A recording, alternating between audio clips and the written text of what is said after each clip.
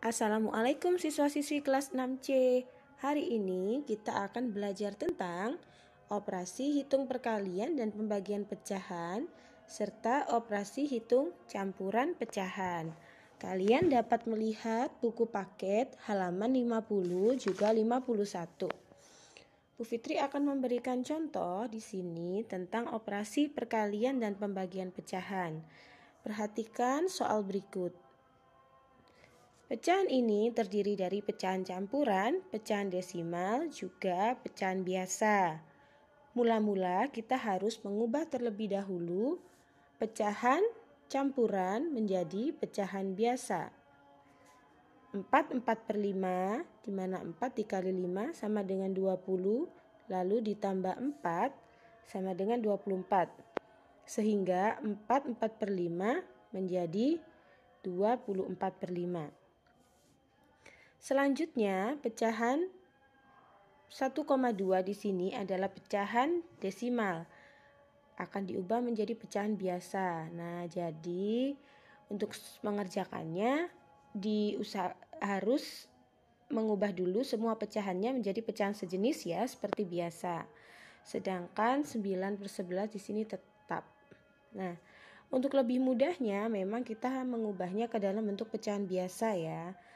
Nah, untuk pembagian pecahan anak-anak berlaku aturan tertentu, yaitu operasi pembagian dapat diubah menjadi operasi perkalian.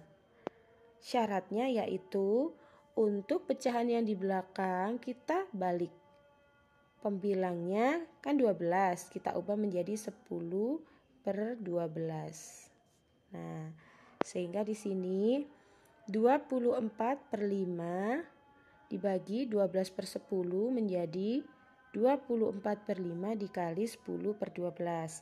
Jangan lupa ya, untuk pembagian pecahan jika diubah menjadi perkalian, maka pembilang dan penyebutnya posisinya ditukar. Pembilang menjadi penyebut, penyebut menjadi pembilang. Ini contohnya tadi 12/10 menjadi 10/12. Nah, selanjutnya untuk 9/11-nya tetap ya. Nah, kita dapat menyederhanakan dengan membagi bilangan yang dapat dibagi atau dicoret ya, supaya menghitungnya lebih mudah. Misalnya, jika di bagian atas ini kan dengan yang bawah itu kan artinya dibagi karena pecahan. Maka di sini 24 dibagi dengan 12. Disederhanakan ya. Nah, 24 dibagi 12 dapat 2. 12 bagi 12 dapat 1. Sehingga 24-nya menjadi 2, 12-nya menjadi 1. Kemudian mana lagi yang dapat kita bagi? Misalnya di sini 10 dengan 5. Nah, 10 kan habis dibagi 5. 10 dibagi 5 dapat 2, 5 bagi 5 dapat 1 di sini. Jadi disederhanakan. Selanjutnya yang 9/11 masih tetap. Nah, jika sudah sederhana, dalam perkalian dan pembagian kita tidak perlu menyamakan penyebut. Langsung kita kalikan. Yang atas dulu. Yang atas dulu ya, 2 kali 2 kali 9, jawabnya 36. Lalu yang bawah atau penyebutnya 1 kali 1 kali 11. Jawabnya adalah 11. Nah, setelah seperti ini kita ubah menjadi pecahan campuran karena pembilangnya lebih besar dari penyebut, menjadi 3/11. Jika di dalam soal pilihan ganda diminta jawaban dalam bentuk pecahan desimal misalnya, maka kita bisa ubah ini menjadi pecahan desimal. Seperti biasa, bisa diporogapit ya. 36 dibagi 11 dapat 3. 33 dikurangi 0. Kok 0? Dikurangi sisa 3 ya. Kemudian 3 bagi 11 tidak bisa, kita pinjam 0, diberi tanda koma. 30 dibagi 11 2. 22 kurangi 8. 80 bagi 11 7. Maka nanti 77 dan seterusnya ya. Maka bisa juga ditulis 3,11 ini dibulatkan menjadi 3,27. Begitu ya anak-anak. Jadi tergantung permintaan soalnya. Baik, selanjutnya tentang operasi hitung campuran pecahan. Ini sebetulnya sama ketika kamu menyelesaikan operasi campuran pada bilangan bulat. Yang perlu diperhatikan, jika ada tanda kurung harus diselesaikan dahulu. Atau kalau tidak ada tanda kurung, maka operasi pembagian atau operasi perkalian ini harus didahulukan. Contohnya, soalnya seperti ini. 5 dibagi dalam kurung 1/2 ditambah 3/4 ditambah 25% dikurangi 1/4. Nah, karena ada tanda kurung, maka kurungnya kita kerjakan dulu.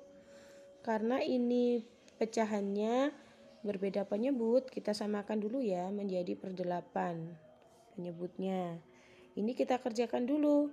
4/8 ditambah 6/8, hasilnya di sini 10/8. Nah, jadi kita kerjakan dahulu yang di dalam kurung. Lalu kita tulis kembali soalnya. 5 dibagi 10/8 ditambah 25/100 dikurang 5/4.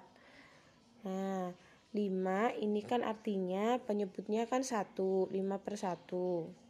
Seperti ditulis di sini. Kemudian 8/10 tetap. Yang bisa disederhanakan kita coret 5 dengan 10. 10 bagi 5 dapat 2. 5 bagi 5 dapat 1 ya. Sehingga ini kalau dikali hasilnya 8. 1 kali 8, 8. 1 kali 2, 2. Menjadi 8/2. Tulis di sini. Kemudian ini tetap 25/100 ya. Jadi yang persen tadi diubah menjadi 25/100. Di sini tetap. Lalu 1/4 diubah menjadi pecahan biasa 5/4. Kita tulis kembali di sini karena ini tadi sudah dikerjakan. Nah, dari sini kita harus menyamakan penyebutnya. 2, 100, dan 4, maka KPK-nya kan 100. Kita samakan penyebutnya.